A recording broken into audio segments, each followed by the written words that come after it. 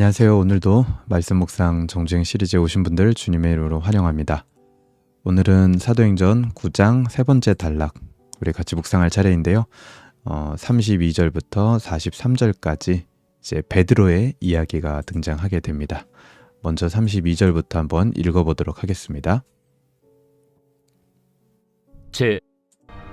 그때 베드로가 사방으로 두루 다니다가 룻다에 사는 성도들에게도 내려갔더니 거기서 에니아라 하는 사람을 만나매 그는 중풍병으로 침상 위에 누운 지 8해라. 베드로가 이르되 에니야야, 예수 그리스도께서 너를 낫게 하시니 일어나 내 자리를 정돈하라.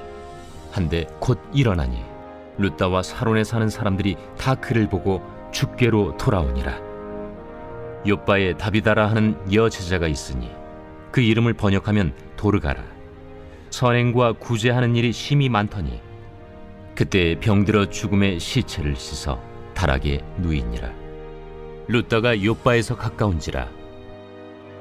제자들이 베드로가 거기 있음을 듣고 두 사람을 보내어 지체 말고 와달라고 간청하여 베드로가 일어나 그들과 함께 가서 이르매 그들이 데리고 다락방에 올라가니 모든 과부가 베드로 곁에 서서 울며 도르가가 그들과 함께 있을 때에 지은 속옷과 겉옷을 다 내보이거나 베드로가 사람을 다 내보내고 무릎을 꿇고 기도하고 돌이켜 시체를 향하여 이르되 다비다야, 일어나라.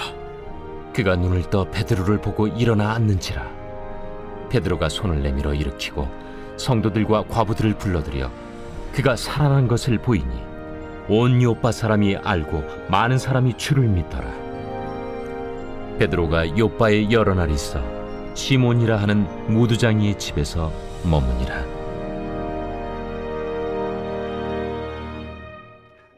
아멘. 32절부터 43절까지 이제 원래 요 앞에서는 계속해서 사울의 이야기가 나오다가 이제 다시 베드로의 이야기로 장면이 전환됩니다. 오늘 본문에서는 우리가 방금 본 것처럼 두 사람이 등장을 하는데요. 첫 번째는 이제 애니야라고 하는 사람이 등장을 하게 되고요. 두 번째는 이제 다비다라고 하는 사람이 등장을 합니다. 그 중에서도 첫 번째 단락 32절부터 35절까지 등장했던 이 애니야는 중풍병을 앓고 있는 사람이었습니다. 앓은 지 8년이나 된 사람이었고 침상 위에 누워 있을 수밖에 없었던 굉장히 불쌍한 사람입니다. 어떤 병이든지 여러분 한번 생각해 볼까요? 낫지 않고 8년의 세월이 흐른다라는 거 굉장히 고통스러운 일일 겁니다.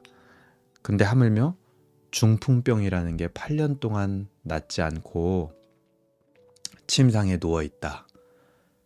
마음과 몸이 모두 무너질 만한 일이죠. 하물며 우리 몸에 있는 조그만한 상처도 8년 동안 낫지 않는다라고 한번 생각해 보세요. 그것만큼 신경 쓰이는 일이 없을 겁니다. 그런데 하지만 오늘 그 애니야가 이 짧은 구절 속에서 베드로를 통해서 예수 그리스도의 이름으로 낫게 됩니다. 34절입니다. 베드로가 이르되 애니야야, 예수 그리스도께서 너를 낫게 하시니 일어나 내 자리를 정돈하라 한데 곧 일어나니. 예수님의 이름으로 나았죠. 이게 중요한 겁니다. 예수 그리스도의 이름으로 나았다라는 거. 오늘날도 우리는 예수 그리스도의 이름으로 나을 수 있다라는 믿음이 있어야 됩니다. 하지만 오늘 본문에 의하면 그 때가 있다라는 거예요.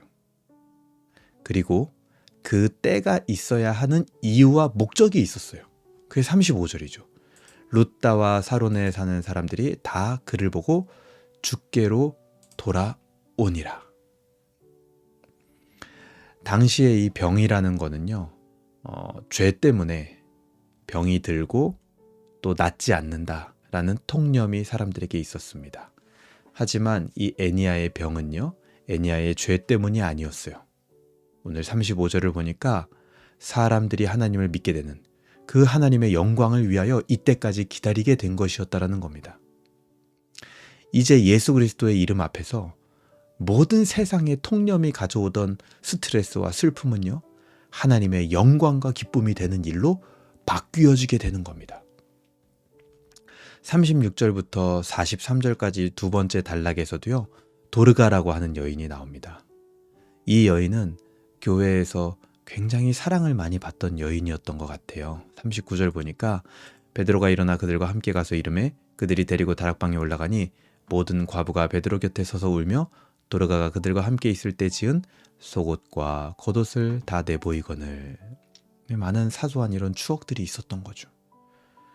그러니까 그런 사람이 죽게 되니까 얼마나 이 교인들에게는 슬픈 일이었겠습니까? 굉장히 안타까운 일이었죠.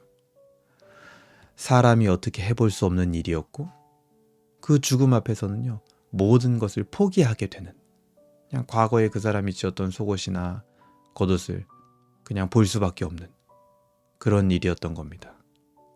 근데 하지만 하나님의 뜻에 따라 이 여인은 죽었음에도 불구하고 베드로의 기도와 함께 살아납니다. 이 여인의 죽음도 더 이상 슬픈 일이 아니라 42절처럼 온 요파 사람이 알고 많은 사람이 주를 믿더라. 이 여인이 살아난 것 때문에요. 그러니까 이 여인의 죽음은 슬픈 일이 아니라 어떤 일이에요? 하나님의 영광의 기쁨이 가득한 일로 바뀌어지는 거예요. 죽음 같은 강력한 슬픔을 가져오는 일도 하나님 안에서는 어떻게 바뀝니까? 영광의 기쁨으로 바뀌게 되는 겁니다. 여러분, 복음, 예수 그리스도의 이름은 이런 거예요. 세상의 통념을 바꾸어 놓는 위력이 있습니다.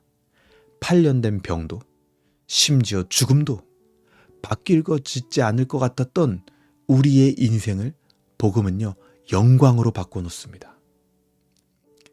지극히 평범한 사람도 하나님께 영광 돌릴 수 있는 사람으로 바꿔 놓는 거예요.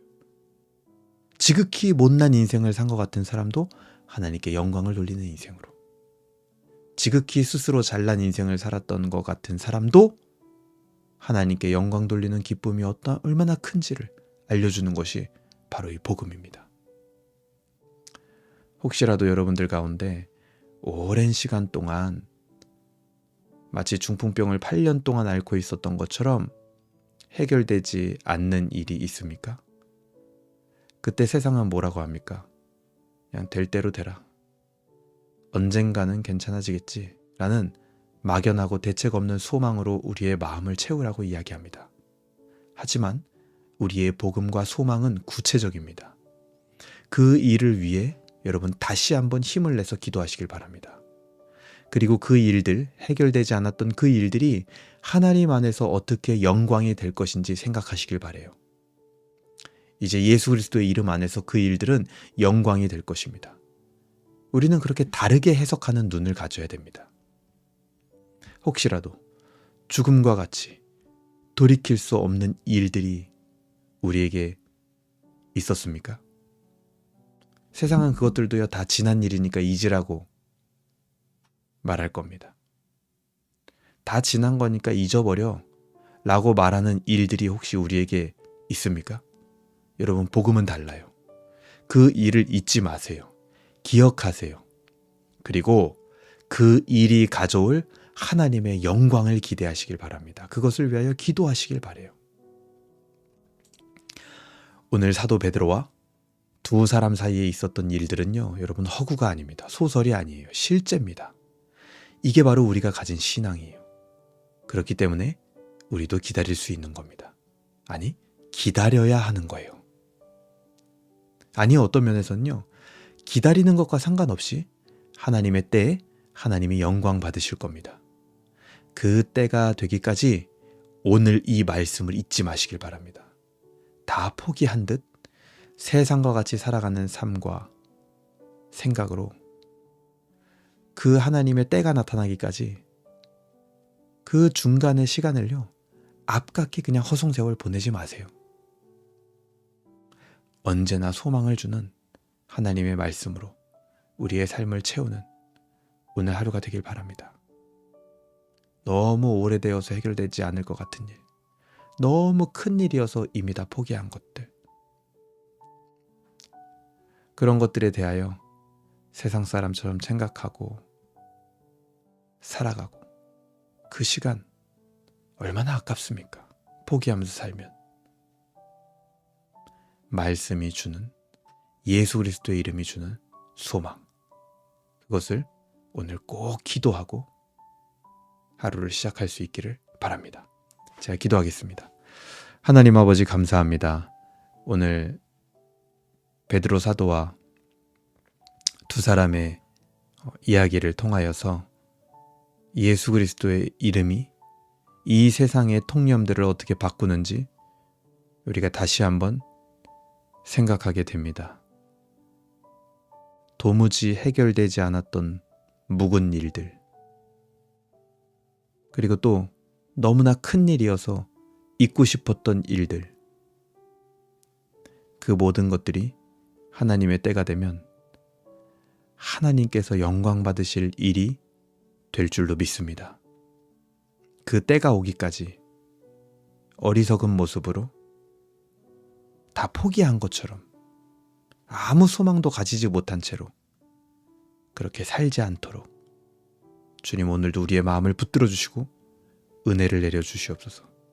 항상 예수 이름 안에서 소망을 발견하게 하시고 그 소망 따라 살아가는 우리가 되게 하여 주시옵소서. 오늘 이 아침에 오래된 일들, 이미 포기한 일들 다시 끄집어내서 하나님 앞에 기도합니다. 우리 마음에 소망의 은혜를 불어넣어 주시옵소서. 감사드리며 예수님의 이름으로 기도합니다. 아멘. 네, 오늘도 우리 같이 묵상할 수 있어서 너무나 감사했고요. 여러분 오늘도 행복하고 즐거운 하루 되시길 바랍니다. 주말도 주일 예배를 기대하는 하루가 되었으면 좋겠습니다. 감사합니다.